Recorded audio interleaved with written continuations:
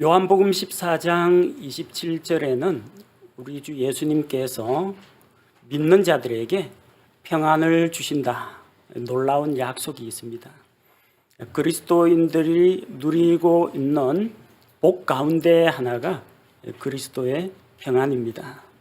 우리 찬송가에도 나오듯이 이 세상에 근심된 일이 많고 참 걱정 근심이 많습니다.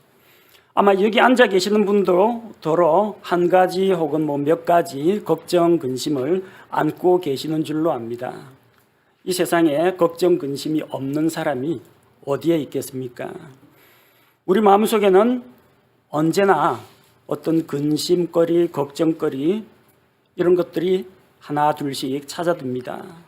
또 바로 이런 근심과 걱정과 두려움 때문에 우리 마음이 불안정하고 우리 마음속에 있는 평안이 깨어집니다. 사람들은 대개 현재 우리가 누리고 있는 복되고 감사한 일보다는 아직까지 다가오지 않은 불확실한 어떤 나쁜 미래에 대해서 미리부터 걱정하고 염려하는 그런 경향이 있습니다. 어니 젤린스키라는 사람이 쓴 책 가운데 느리게 사는 즐거움이라는 그런 책이 있어요. 그 책 안에 좀 재미있는 이야기가 나옵니다. 걱정에 대한 이야기인데 우리가 하고 있는 걱정거리 가운데 40%는 절대로 일어나지 않을 일에 대한 것이다. 그러니까 하늘이 무너진다든지 갑자기 지구가 해성과 충돌해서 세상이 끝난다든지 이런 일들은 일어날 이가 없다는 겁니다. 또 우리가 하는 걱정거리 가운데 30%는 이미 일어난 사건들입니다. 다시 후회해봤자 돌이킬 수 없는 그런 일들이 대부분이라는 겁니다. 근데 우리는 자꾸 미련을 갖고 그때 내가 이랬었더라면, 그때 내가 이 길을 걸었었더라면 이런 식으로 자꾸 과거를 되짚어 생각하지만 이미 일어난 것은 바꿀 수는 없어요. 우리가 하는 걱정 가운데 22%는 사소한 사건들이라고 합니다. 일어나긴 하겠지만 일어나봤자 나한테 크게 해를 미치거나 영향을 끼칠 수 없는 그런 일들이라고 합니다. 그리고 그 가운데서 약 4%가 우리가 바꿀 수 없는 사건들에 대한 것, 걱정해봤자 소용없는 거.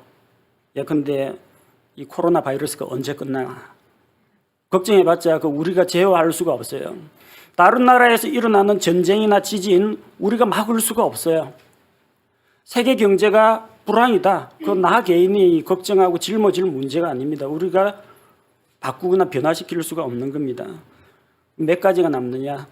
96%는 다 그런 것들이고 4%만이 우리가 대처할 수 있는 사건이라고 합니다. 그래서 사람들은 걱정할 필요가 없는 96%의 사건들을 가지고 마음속에 걱정하고 염려하는데 이게 다 쓸데없는 이야기라는 겁니다. 물론 우리가 걱정을 안 하며 살 수는 없겠지만 과도하게 걱정과 근심에 매여 살다 보면 마음의 평안을 잃게 됩니다. 삶의 기쁨과 즐거움도 잃어버리게 된다는 겁니다. 하나님께서는 믿는 사람들에게 평안을 주신다 약속하셨습니다. 오늘 성경 말씀을 통해서 주님께서 우리에게 주시는 바로 그 평안, 그리스도의 평안에 대해서 함께 살펴보고자 합니다. 이 세상에는 우리 마음속에 있는 평안을 깨뜨리는 일들이 많이 있습니다. 훌륭한 믿음을 가진 사람들에게도 마음의 평안을 깨는 일들이 일어났습니다. 욥은 하나님 보시기에 하나님께서 인정하시는 자였습니다. 하나님이 옳다고 인정하셨습니다. 그렇지만 그에게도 불행이 찾아왔습니다. 10명의 자녀들을 잃어버렸습니다. 가지고 있는 재산을 다 빼앗겼습니다. 아내와 친구가 그를 멀리합니다. 온몸에는 중한 질병이 들어서 육신의 고통 가운데 몸부림치고 있었습니다. 그래서 욥의 마음속에 있던 평안은 깨어졌습니다. 욥기 3장 26절에 보니까 욥이 혼자 이렇게 자기의 심경을 이야기합니다. 내게는 안전도 없고 안식도 없고 평온함도 없었으되 고난이 임하였도다. 사고나 재난으로 인해서 우리 마음속에 평안이 깨어질 수가 있습니다. 믿음의 조상 아브라함, 훌륭한 믿음의 사람이라고 걱정 근심이 없었겠습니까? 아닙니다. 창세기 21장 11절에 보니까 그도 걱정거리가 있었어요. 어떤 걱정입니까? 창세기 21장 11절에 보니까 자기 아들로 인하여 이 일이 아브라함의 눈앞에 큰 근심거리가 되니라. 자기 아내 사라가 있는데 첩으로 하갈을 맞이했고 사라는 아이를 못 낳는데 첩인 하갈이 이스마엘을 낳았습니다. 근데 사라가 질투를 합니다. 이 계집종과 이 아이는 상속자가 아니다. 집에서 내보내라고 합니다. 자, 아브라함 마음속에 이 가정의 불화 때문에 마음속에 걱정이 되었습니다. 우리는 때때로 가정에서 일어나는 남편과 아내와의 관계, 부모 자식과의 관계, 시댁이나 처가 식구와의 관계, 이런 것 때문에 불협화음이 일어나고 평안이 깨어질 수도 있습니다. 이삭과 리브가는 자식 걱정 때문에 근심을 했습니다. 창세기 26장 35절에 보면은 이삭과 리브가는 평온하고 조용한 가족 생활을 한 걸로 알고 있지만 걱정이 있었어요. 어떤 걱정이냐? 창세기 26장 35절에 보니까 그들이 이삭과 리브가에게 마음의 근심거리가 되었더라. 큰아들 에서가 아내를 얻는데 주변에 있는 이방 여인들을 아내로 데려오는 겁니다. 믿음의 배우자와 결혼하지 않는 겁니다. 그 일로 인해서 이 미련하고 어리석은 아들로 인해서 이삭과 리브가의 마음에는 근심이 가득했습니다. 여러분 가정 보십시오. 말 잘 듣는 아들도 있고 말 잘 듣는 딸도 있습니다. 근데 항상 그런 건 아니죠. 어쩌다가 부모님 속을 썩이기도 하고 반발하기도 하고 불순종하기도 하죠.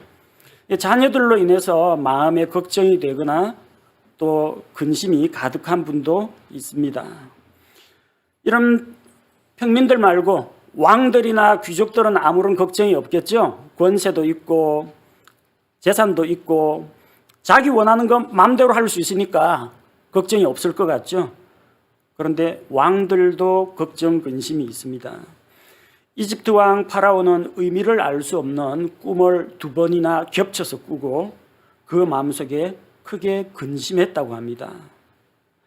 느부갓네살 왕은 하나님께서 먼 미래의 일을 꿈으로 계시해 주셨는데 큰 신상에 대한 그런 꿈을 꾸고 마음속에 근심했습니다. 이 왕국이 어찌 될고 앞으로 이 역사 가운데 우리 왕국은 어떻게 될 것인가 하는 그런 걱정 때문에 마음이 불안했습니다. 다윗 왕은 압살롬의 반역으로 인해서 걱정하고 압살롬의 죽음으로 인해서 슬퍼하고 근심했습니다. 높은 지위를 가지고 권세를 가진 왕들도 걱정과 근심의 문제는 피할 수가 없다는 것입니다.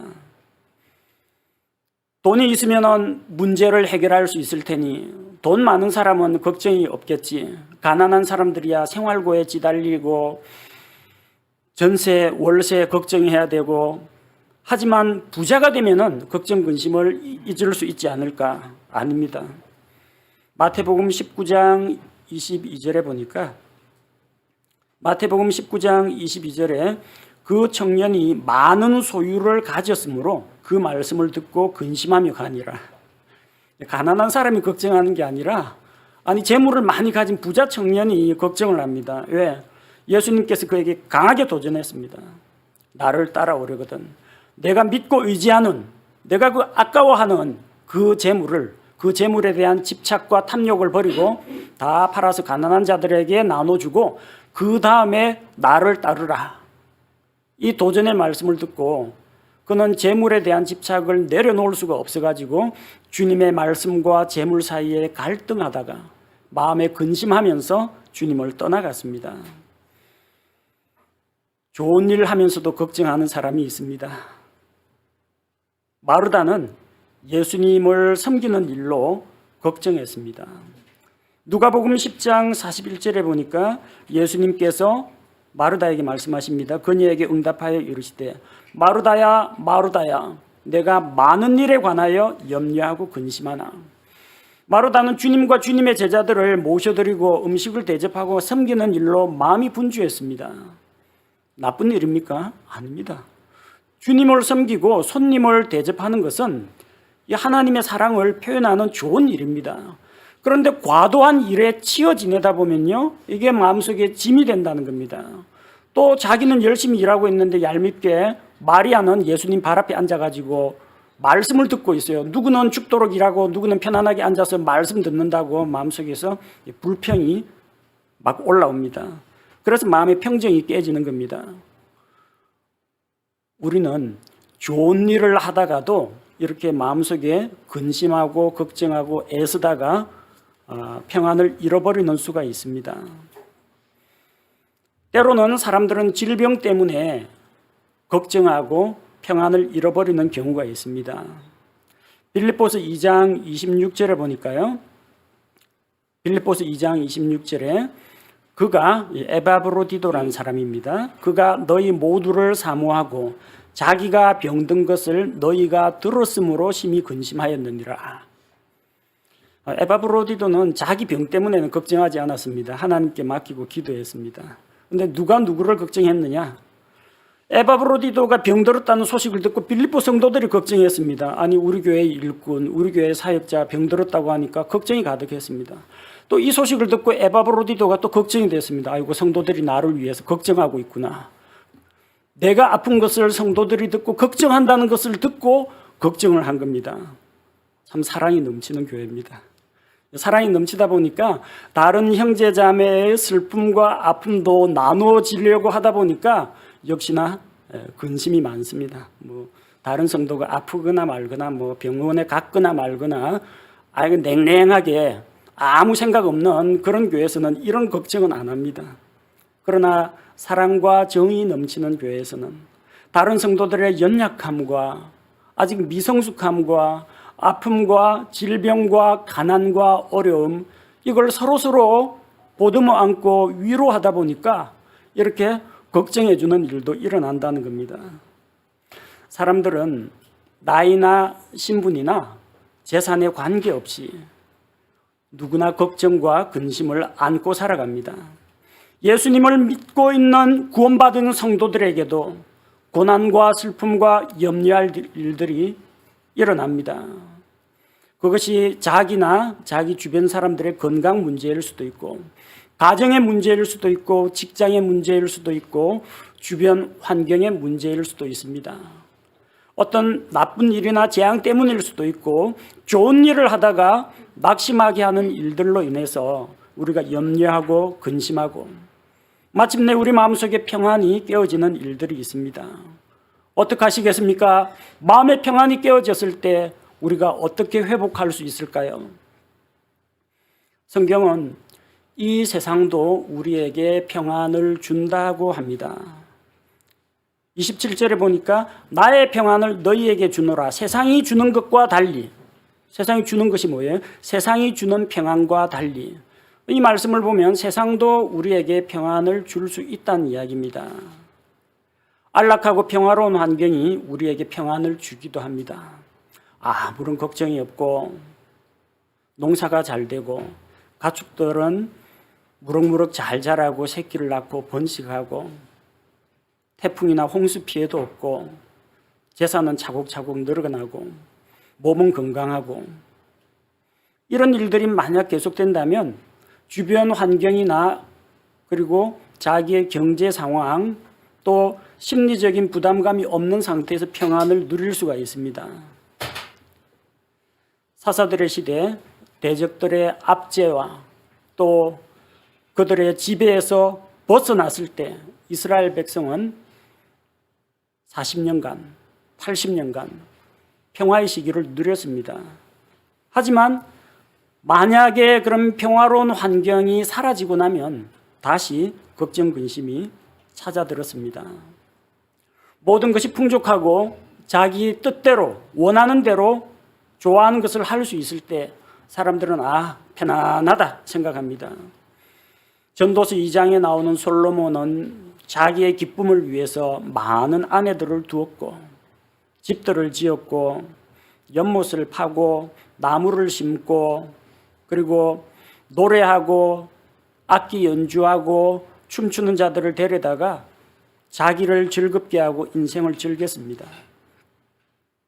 그렇게 한다고 마음이 평안할까요? 일시적으로 평안을 누릴 수는 있습니다. 그러나 나중에 솔로몬이 뭐라고 했습니까? 헛되고 헛되며 헛되고 헛되니 모든 것이 헛되다고 했습니다. 아무 의미가 없다는 겁니다. 세상이 주는 그런 물질과 환경을 통해서는 그가 진정한 평안과 만족을 누리지 못했다는 것입니다. 어리석은 세상 사람들은 그냥 잘 먹고 잘 사는 것이 평안을 누리는 길이라 생각합니다. 누가복음 12장 19절에 나온 어떤 한 부자가 있습니다. 수확을 했는데 너무 많이 거둬들였어요. 창고 부수고 새로 지어야 될 정도입니다. 여러 해 동안 먹고 놀아도 될 정도로 모았습니다. 그래서 부자가 뭐라고 합니까? 누가복음 12장 19절 또 내 혼에게 말하기를 혼아 내가 여러 해 동안 쓸 많은 물건을 쌓아두었으니 편안히 쉬고 먹고 마시고 즐거워하라 하리라 하였느니라. 그러나 만약에 그 밤에 하나님께서 그를 데려가시면 그는 아무것도 누리질 못합니다. 맛있는 것을 먹고 편히 쉬고 재미있는 일을 하면서 마음의 즐거움을 일시적으로 누릴 수는 있지만 결코 그것이 영원하지는 못하다는 겁니다. 세상이 주는 평안은 일시적입니다. 평안을 누리다가 중한 질병에 걸리면 평안이 깨집니다. 재물을 의지하는 자는 재물을 잃어버리게 되면 평안이 깨집니다. 친구가 나를 배반하고 떠나가면 마음의 평안이 깨집니다. 고난이 닥치면 마음의 평안이 깨집니다. 바로 이렇게 일시적으로 우리 마음속에 만족을 주다가 쉽사리 깨어져 버리는 것이 이 세상이 주는 평안이라는 겁니다. 예수님께서는 이 세상이 주는 것과 다른 평안을 주신다고 했습니다. 어떤 평안을 주신다고 했습니까? 나의 평안을 너희에게 주노라. 나의 평안, 그리스도의 평안, 예수 그리스도께 속한 평안, 예수님이 주시는 평안, 그리스도의 평안은 무엇을 말하는 걸까요?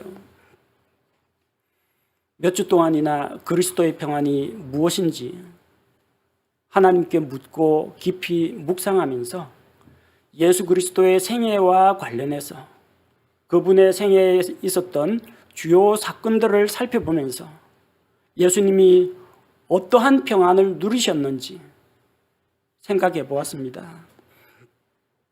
첫째는 베들레헴 마구간에서 구유에 누워 계신 그리스도께서 누리셨던 평안입니다. 그분은 유대인의 왕으로 이 세상에 오셨지만 왕궁에서 태어나지 않았습니다. 여관에 방이 없어가지고 그분은 편히 쉬지도 못하고 가축들이 있는 가축들 냄새와 분뇨 냄새로 가득 찬 베들레헴의 어느 마구간에 태어나자마자 강보로 싸서 구유에 누워 계셨습니다. 하늘의 왕좌에 영광스러운 왕좌에 앉아 계실 만왕의 왕께서 낮고 천한 사람의 몸을 입고 그것도 가장 낮고 비천한 마구간 구유에 누워 계셨지만 그분께서는 원망과 불평을 하지 않았습니다. 비록 어린 아이로서 이게 말을 못했을 뿐이지 예수님은 하나님이시고 또한 동시에 사람이시기 때문에 하나님의 신성과 지혜가 그분과 함께 있었습니다. 그분께서는 비천한 사람의 몸을 입게 된 것에 대해서 후회하거나 절망하거나 하지 않았습니다. 내가 왜 하필이면 다윗의 자손 가운데 이 집안에서 태어나서 마구간 구유에 누워 있어야 되느냐? 예수님 원망하지 않았습니다. 그 높은 곳에서 이 낮은 곳으로 내려왔지만 주님께서는 마음의 평안을 잃지 않으셨다는 겁니다. 이것이 그리스도의 평안입니다. 그리스도의 평안은 신분의 높고 낮음에 따라서 왔다가 사라졌다가 하는 것이 아니라는 겁니다. 사람들 앞에서 철저하게 낮아지고 조롱당하고 그럴지라도 평정심을 잃지 않는 것이 그리스도의 평안입니다. 만왕의 왕께서 비천한 마국간에 누워 계셔도 그리스도의 평안은 사라지지 않습니다. 여러분 마음속에 그리스도의 평안이 있으면, 주님의 평안이 있으면 누가 나를 깎아내리고 비방하고 낮추고 그럴지라도 내 마음은 흔들리지 않습니다. 평안은 환경이나 신분의 문제가 아니라는 것입니다. 둘째로 그리스도의 평안, 그분의 생애 가운데 중요한 사건이 있었습니다. 광야에서 마귀에게 시험을 받으신 사건입니다. 둘째로 그리스도의 평안은 어디에서 나타났느냐? 시험의 광야에서 그리스도의 평안을 보여주셨습니다. 광야, 말이 좋아서 우리는 광야, 넓은 들이구나 생각하지만 그 광야는 바위와 모래밖에는 없는 그런 사막을 말합니다. 먹을 것이 없습니다. 마실 물이 없습니다. 40일 동안이나 예수님께서 금식하고 굶주리셨습니다. 불뱀과 전갈이 나타나는 광야입니다. 누군가 나를 위로하고 만나주러 나오지 않는, 찾아오는 사람이 없는 텅 빈 광야입니다. 그 광야에 혼자 계셨습니다. 성령님의 이끌림을 받아서 마귀에게 시험을 받으러 광야로 가서 40일을 거기에 계셨습니다. 그리고 시험을 받으셨습니다. 예수님은 하나님의 아들이시지만 사람의 연약한 몸을 입고 있는 상태이기 때문에 굶주림이 무엇인지 아셨고 아픔이 무엇인지 아셨고 사람들의 가난과 연약함과 이 모든 것들을 몸으로 다 느끼셨습니다. 그런 환경 가운데 주님께서는 평안을 누리셨습니다. 마귀가 그에게 돌로 빵을 만들어 먹으라고 하든지 사람들 앞에서 영광을 얻고 싶지 않느냐 유혹할 때든지 온 세상에 부귀와 영광을 너에게 주겠다 유혹할 때에도 우리 주님의 마음은 결코 흔들리지 않았던 것입니다. 이것이 바로 그리스도의 평안입니다. 가난과 배고픔과 우리의 욕망을 충동질하는 그런 유혹 앞에서도 우리가 흔들리지 않으려면 그리스도의 평안을 가지고 있어야 합니다. 평안은 빈곤과 고통과 재난의 문제와는 상관이 없습니다. 그리스도의 평안은 이런 모든 것들을 극복할 수 있도록 우리에게 힘을 줍니다. 우리도 두려운 광야를 지나야 할 때가 있습니다. 그러나 염려하지 마십시오. 뱀과 전갈을 밟을 수 있는 권세를 주님께서 우리에게 주셨습니다. 성령께서 우리를 인도하시면은 시험의 광야가 제 아무리 무섭고 험하다고 할지라도 예수님과 같이 우리도 승리하는 삶을 살 수가 있다는 것입니다. 우리의 대장이신 예수 그리스도, 우리의 본이 되신 예수 그리스도, 머리이신 예수 그리스도께서 승리하셨기 때문에 우리는 시험의 광야를 통과할 때에도 그리스도의 평안을 누리며 예수 그리스도의 승리를 나의 승리로 주장할 수 있는 것입니다. 셋째로 그리스도의 평안은 폭풍과 파도 속에서도 나타났습니다. 예수님께서 제자들과 배를 타고 갈릴리 호수, 갈릴리 바다를 건너갈 때였습니다. 갑작스럽게 바다 한가운데에서 강풍이 불고 파도가 높이 치기 시작했습니다. 강한 바람과 거센 파도가 일어나고 있을 때 예수님은 뭘 했습니까? 피곤하여 뱃전에서 드러누워 주무시고 계셨습니다. 제자들은 자기들 힘으로 물을 퍼내고 힘겹게 노를 젓고 배를 제어하려고 했는데 예수님은 천하태평입니다. 참 팔자 좋다 생각하실지 모르지만 그 평안함이 어디에서 왔겠습니까? 예수님에게는 바람과 파도가 전혀 두렵지 않았기 때문입니다. 예수님은 하나님의 아들이십니다. 감히 바람과 파도가 하나님의 아들을 물에 빠뜨려 죽일 수 없다는 것을 예수님은 확실히 알고 계시고, 바람과 파도가 예수님을 해할 권세가 없기 때문입니다. 그러니까 바람 불고 파도 치건 말건 예수님은 뱃전에서 주무실 수가 있는 것입니다. 모든 일이 잘 풀리고 바다가 잔잔하고 고요하고 그때 편안함을 느끼는 사람이 있습니다. 그러나 그리스도의 평안은 바다가 잔잔하거나 풍랑이 일거나 관계없이 언제나 평안을 누리게 됩니다. 바람과 파도를 지배하시는 하나님이 계십니다. 하나님께서는 자기 아들을 지켜주십니다. 창조물들인 바람과 파도는 창조주 하나님을 대적할 수 없고 하나님의 아들 예수 그리스도를 이길 수가 없기 때문에 바람과 파도를 두려워할 필요가 없습니다. 우리 인생 살아가는 동안 갑자기 불어닥친 바람과 또 높이 치솟는 파도 속에서 사람들은 두려워합니다. 배가 흔들리고 덩달아 마음까지도 흔들립니다. 그러나 그리스도의 평안은 이런 폭풍 가운데에서도 우리에게 위로와 평안을 줍니다.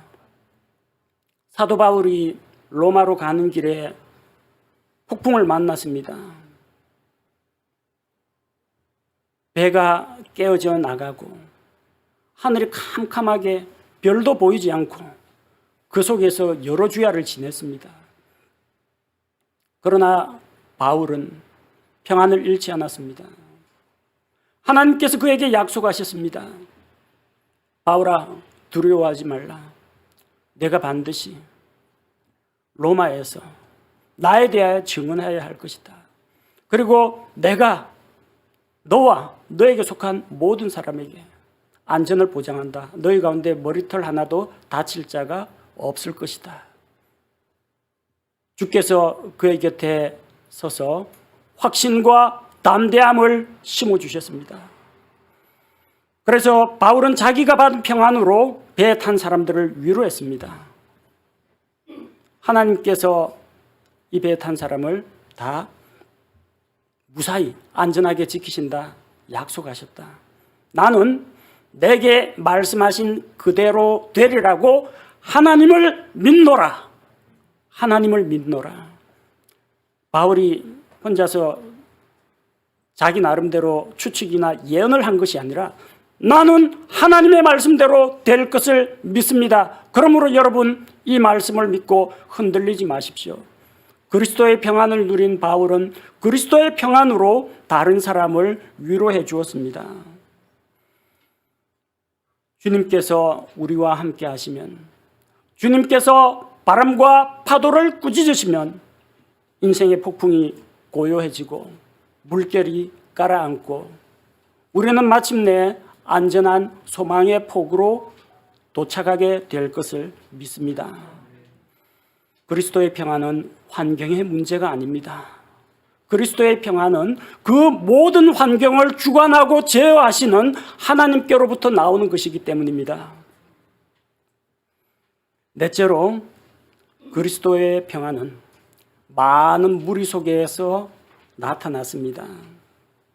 예수님이 빵의 기적을 베풀자 많은 사람들이 예수님께 열광하고 환호했습니다. 이분은 참으로 세상에 오실 그 그리스도시다. 이분을 우리가 경제 대통령, 경제 메시아로 삼자. 그러면 적어도 밥은 안 굶겠다. 많은 사람들이 예수님을 왕으로 추대하려고 했습니다. 예수님께서 나귀를 타고 예루살렘에 들어오실 때 많은 사람들이 종려나무 가지를 흔들면서 호산나 찬송하리로다 주의 이름으로 오시는 이여 주께 영광과 찬양을 돌려보냈습니다. 예수님은 사람들의 환호나 사람들의 평판에 좌우되지 않았습니다. 동요하지 않았습니다. 그냥 평소와 똑같이 마음의 평안을 누리고 있었습니다.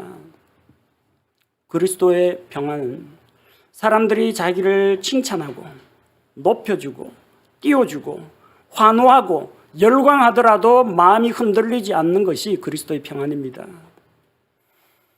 우리는 많은 경우에 나한테 부정적인 일이 일어나면 근심을 하고 사람들이 나를 칭찬하고 나에게 영광을 돌리면 마음의 평안을 누리지만 그리스도의 평안을 누리는 자는 좋은 일이 일어나건 나쁜 일이 일어나건 사람들이 나를 시기하고 비방하건 사람들이 나에게 박수를 치며 환호하고 열광하건 마음의 동요를 보이지 않는다는 겁니다.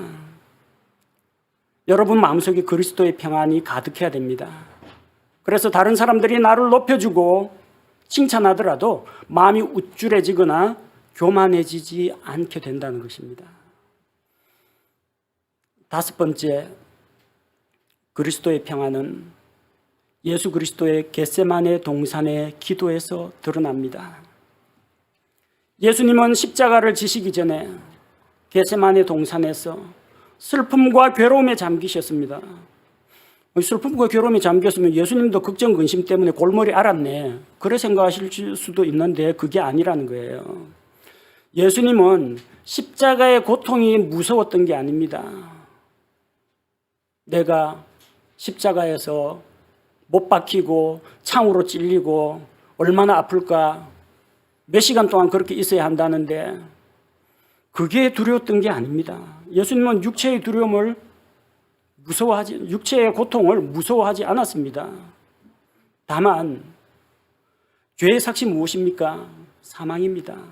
하나님과 분리되는 겁니다. 예수님은 하나님과의 단절을 가장 두려워했습니다. 그래서 아버지, 이 잔을 할 수만 있으면 제게서 옮겨 주옵소서. 그러나 내 원대로 마옵시고 아버지의 뜻대로 되기를 원합니다. 아버지 하나님, 아들 하나님, 성령 하나님, 삼위일체 하나님은 하나입니다. 세상이 창조되기 이전부터 영원부터 영원까지 아버지 하나님과 아들 하나님은 연합된 교제 가운데 있었습니다. 그런데 이제 그러지 못하는 때가 딱 한 번 온다는 겁니다. 거룩하신 하나님의 아들께서 사람들의 죄를 대속하기 위해서 온 세상의 죄를 다 뒤집어쓰고 하나님으로부터 정죄받고 심판받아야 하는 그때가 옵니다. 바로 십자가입니다. 하나님께서 외면했습니다.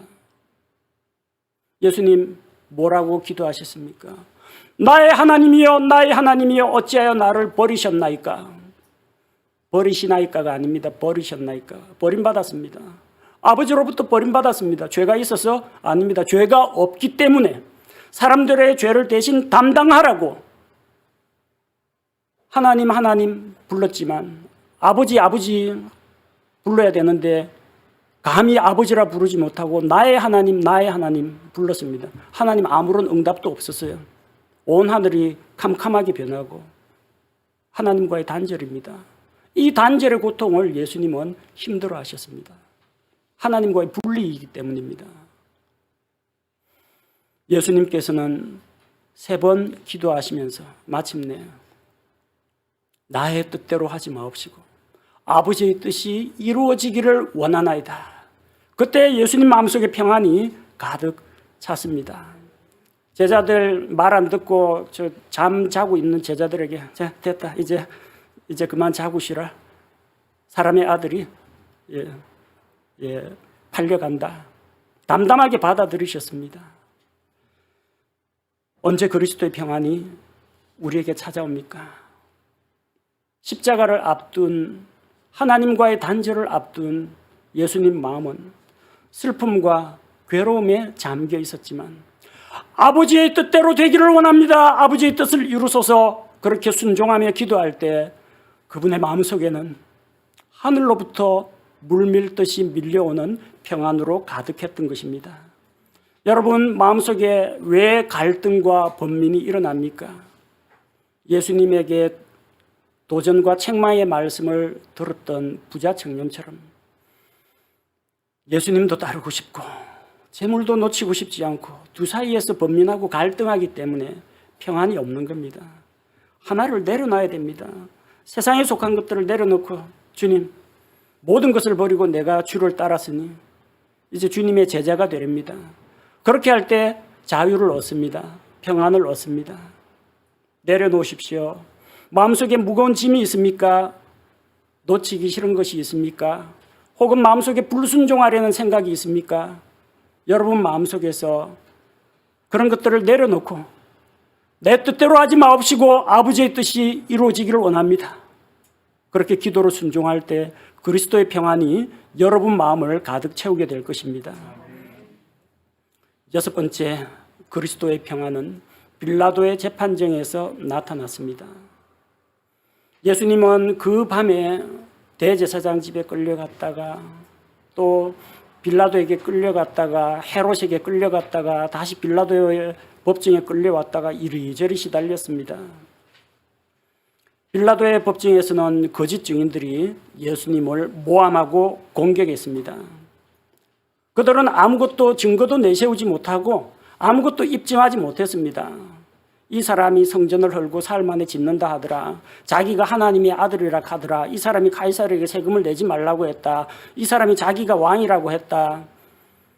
예수님을 가진 말로 모함하고 비방했습니다. 예수님 거기에 조목조목 다 반박할 말씀이 다 있을 겁니다. 지혜의 영을 소유하신 분께서 어찌 할 말이 없겠습니까? 그러나 예수님께서는 그런 대적하는 자, 조롱하는 자, 비방하는 자 앞에서 아무 말씀이 없었습니다. 털 깎는 자 앞에 잠잠한 양같이 잠잠하셨습니다. 빌라도도 예수님을 마땅히 뭐라고 정죄할 것이 없었습니다. 그런데 왜 빌라도가 예수님에게 유죄를 선고했습니까? 백성들이 들고 일어났기 때문입니다. 여론이 들고 일어났기 때문입니다. 카이사르 외에는 우리에게 왕이 없나이다. 유대인들은 카이사르를 왕으로 인정 안 합니다. 오직 우리는 하나님의 백성이다. 하지만 예수님을 죽이기 위해서라면 카이사르라도 왕이 돼도 괜찮다는 겁니다. 그들은 스스로 유대인의 왕으로 오신 예수님을 부정하고 카이사르가 왕이라고 했습니다. 그래서 카이사르 외에는 우리에게 왕이 없습니다. 만약 이 사람을 살려두면 당신은 카이사르의 친구가 아닙니다. 당신 반역자입니다. 로마 정부에 고발해서 예수하고 한통속이라고 당신을 처벌할 겁니다. 빌라도가 협박에 못 이겨가지고 예수님에게 유죄를 선고했습니다. 대적하는 자들은 우리 마음속에 걱정, 근심을 가져옵니다. 학교에서 그렇지 않습니까? 어떤 친구가 수근수근 해가지고 나를 왕따를 시킨다든지 또 나를 짓궂게 지속적으로 괴롭힌다든지 학교 가기 싫죠? 마음이 괴롭죠? 직장에서 내가 쓴 프로젝트를 직장 동료나 상사가 가로채가지고 자기 이름으로 올려버린다든지 내가 한 게 아닌데 결재권자는 내가 아닌데 아래쪽에 있는 사람한테 책임을 덮어씌운다든지 직장에서 평안이 깨집니다. 대적하는 자들로 인해서 평안을 깨질 수가 있습니다. 그러나 예수님은 우리에게 본을 보여주셨습니다. 대적들의 비난과 조롱 앞에서 그리스도의 평안을 가진 자는 마음을 지킬 수가 있습니다. 주변 상황이 자기에게 유리하거나 불리하거나 주님의 평안을 우리에게서 빼앗아 가지 못한다는 것입니다. 일곱째로 예수님은 십자가에서 평안을 누리셨습니다. 많은 사람들은 육체적인 고통이나 질병이 없는 상태가 평안이라고 생각합니다. 그러나 예수님은 십자가에 달려서 극심한 고통에 시달렸지만 마음에 평안이 있었습니다. 십자가에 달려가지고 예수님 뭐라고 하셨습니까? 아파 죽겠다! 이렇게 비명 질렀습니까? 예수님 십자가상의 첫 번째 말씀이 뭡니까? 아버지여, 저희들을 용서하여 주옵소서. 자기가 하는 것을 알지 못합니다. 죄인들을 위해서, 원수를 위해서 기도하셨습니다. 두 번째 말씀이 무엇입니까? 그 와중에서도 십자가에 달린 강도를 구원하셨습니다. 오늘 내가 나와 함께 낙원에 가 있으리라. 십자가에서까지 복음의 사역을 다 감당하셨습니다. 그리고 남아있는 자기 육신의 어머니 마리아를 자기 제자에게 부탁했습니다. 여자여 보소서 아들이니다. 보라 내 어머니라. 자기 제자 요한에게 마리아를 부탁했습니다. 예수님 십자가에 달려서 고통과 비명소리를 내는 대신에 지극히 평온한 마음으로 죄인들을 돌아보시고 죄인을 구원하시고 남아있는 자들을 부탁하셨습니다. 예수님께서는 십자가의 그 모진 고통에서 통증을 못 느끼셨다는 것이 아니라 예수님께서는 고난과 죽음을 통해서 장차 수많은 사람들에게 구원의 길을 열 수 있다는 것을 인해서 기뻐하고 즐거워하셨습니다. 또한 잠시 받는 이 고난이 끝나면은 다시금 영광스러운 왕좌에 돌아가게 될 것을 예수님께서 바라보셨습니다. 그 앞에 있는 즐거움을 바라보시고 현재 당하는 십자가의 고통을 가벼운 것으로 여기셨던 것입니다. 십자가에서조차 평안을 잃지 않으신 예수 그리스도, 바로 그 예수 그리스도의 평안이 오늘 이 시간 우리 성도들 마음속에 함께 자리하기를 기도합니다. 예수님께서는 믿는 자들에게 평안을 주십니다. 예수님께서 주시는 그 그리스도의 평안이 우리 안에 임할 때 우리는 어떠한 악조건 하에서도 기쁨과 평안을 잃지 않습니다. 대표적인 두 사람 예를 들어보겠습니다. 스데반 집사는 하나님의 말씀을 선포하고 가르치다가 공회에 붙잡혀 갔습니다. 그는 그 앞에서 담대하게 하나님의 말씀을 전하고 유대인들, 제사장들, 서기관들, 바리새인들을 책망했습니다. 사람들은 그를 시기하고 미워하고 증오하여 돌로 쳐 죽이라고 했습니다. 그는 돌에 맞아서 죽어가면서도 그리스도의 평안을 누렸습니다. 예수님하고 똑같아요. 보라, 사람의 아들이 예수님께서 하나님의 왕자 오른편에 서 계신 것을 보노라. 예수님 부활하시고 하늘의 왕자 우편에 앉으셨다고 했습니다. 예수님께서 자리에서 벌떡 일어났습니다. 스데반을 맞이하기 위해서. 그리고 스데반이 뭐라고 했습니까? 이 때려 죽일 놈들 그렇게 말했습니까? 아닙니다. 주여 이 죄를 저들에게 돌리지 마옵소서. 예수님 십자가에서 하신 것과 똑같은 기도를 드렸습니다. 스데반은 고통과 비명 속에서 내가 왜 예수 믿었던고 하면서 후회하면서 몸부림치다 죽은 것이 아닙니다. 그리스도의 평안이 그를 감쌀 때 죽음도 고통도 그를 흔들어 놓지 못했습니다. 그리스도 안에 있는 평안을 누렸기 때문입니다. 바울은 빌립보에서 복음을 전하다가 억울하게 붙잡혀서 바울과 실라가 감옥에 투옥됐습니다. 매를 맞았고 쇠사슬에 묶여서 결박된 채 감옥에 갇혔습니다. 하지만 그들은 밤중에 일어나서 기도하고 노래를 불렀습니다. 노래로 하나님을 찬양했다고 했습니다. 그것도 신음소리 내면서 짜면서 노래한 것이 아니라 그들이 하나님을 찬양한 소리가 주변에 있는 다른 죄수들이 다 들었다고 했습니다. 무엇이 그들 마음속에 그런 기쁨의 노래, 찬양을 드릴 수 있게 만들었겠습니까? 그리스도의 평안입니다. 자기들을 잡아다가 옥에 가둔 이 빌립보 행정관들, 총독들, 이 사람에 대한 증오로 이를 갈고 있었던 것이 아니라 하나님께서는 바울과 실라의 마음속에 그리스도의 평안으로 채워주셨습니다. 그래서 그들은 비록 고난과 핍박 가운데 있었지만 그리스도의 평안으로 담대할 수가 있었고 또 그리스도의 이름으로 고난을 받고 능욕을 당하는 것을 자랑스럽게 여기며 또 다른 곳으로 복음을 전하러 갈 수 있었던 것입니다. 여러분, 우리에게도 그리스도의 평안이 필요합니다. 세상이 우리에게 줄 수 없는 그리스도의 평안이 우리에게도 필요합니다. 어떻게 하면 우리가 그 평안을 누릴 수가 있을까요? 첫째는 하나님을 신뢰하고 주께 마음을 고정시키십시오. 이사야 26장 3절 말씀을 보겠습니다. 이사야 26장 3절, 주께서는 생각을 주께 고정시킨 자를 완전한 평강으로 지키시리니 이는 그가 주를 신뢰하기 때문이니이다. 우리의 생각을, 우리의 마음을 주께 고정시킬 때 주께서 완전한 평강으로 우리를 지키십니다. 우리가 주님을 믿고 신뢰할 때 우리 마음을 평강으로 지켜주신다는 겁니다. 둘째로 그리스도의 평강을 누리기 원한다면 여러분, 하나님께 기도하십시오. 빌립보서 4장 6절과 7절 말씀을 보겠습니다. 빌립보서 4장 6절 7절, 아무것도 염려하지 말고 오직 모든 일에서 기도와 간구로 너희가 요청할 것들을 감사와 더불어 하나님께 알리라. 그리하면 모든 이해를 뛰어넘는 하나님의 평강이 그리스도 예수님을 통해 너희 마음과 생각을 지키시리라.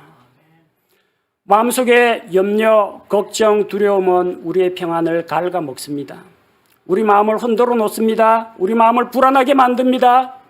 그래서 기도할 때 어떻게 해야 되느냐? 아무것도 염려하지 말고 걱정, 염려는 내려놓으십시오.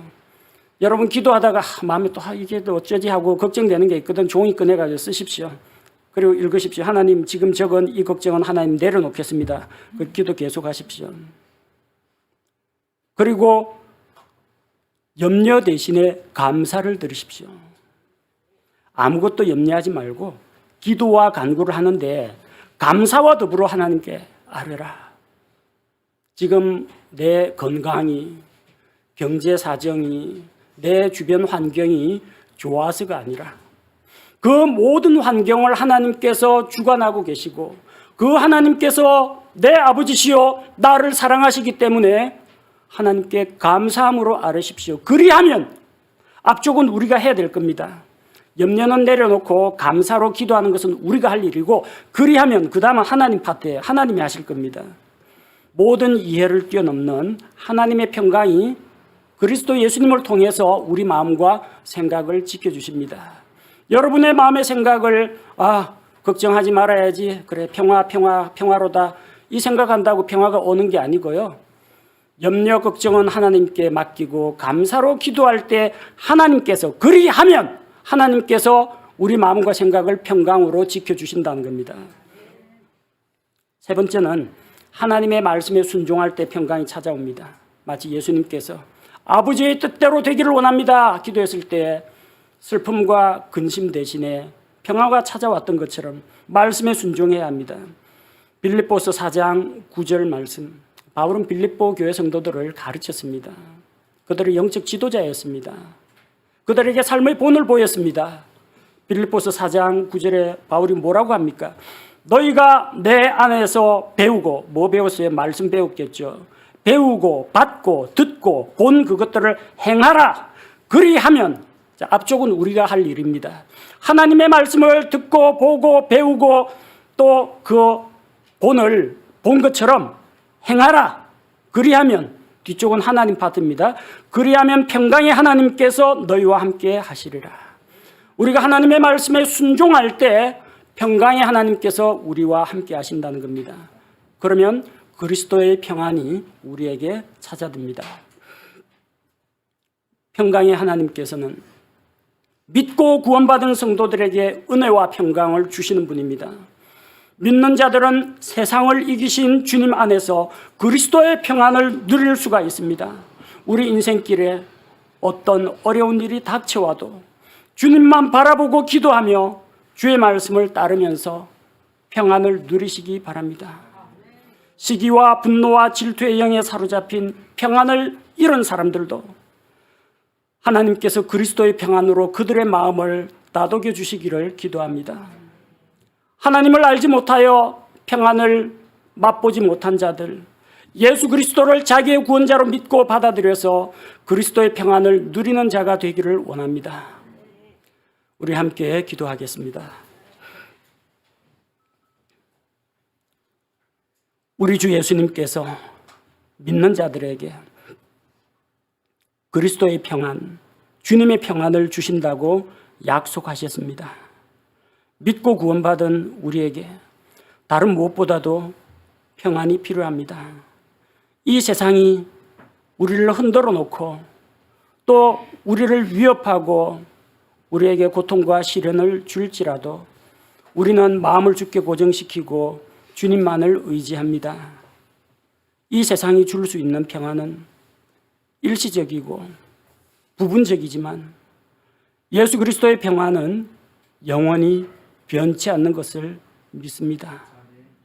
오 주님, 높은 하늘 영광을 떠나 베들레헴 마구간에 내려와도 평안을 잃지 않으신 우리 주님이 아니십니까? 주님,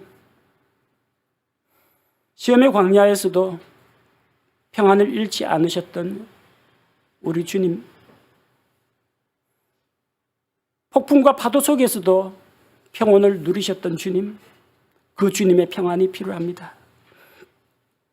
사람들이 환호하고 높여주더라도 흔들림이 없으셨던 우리 주님의 마음을 배우기를 원합니다.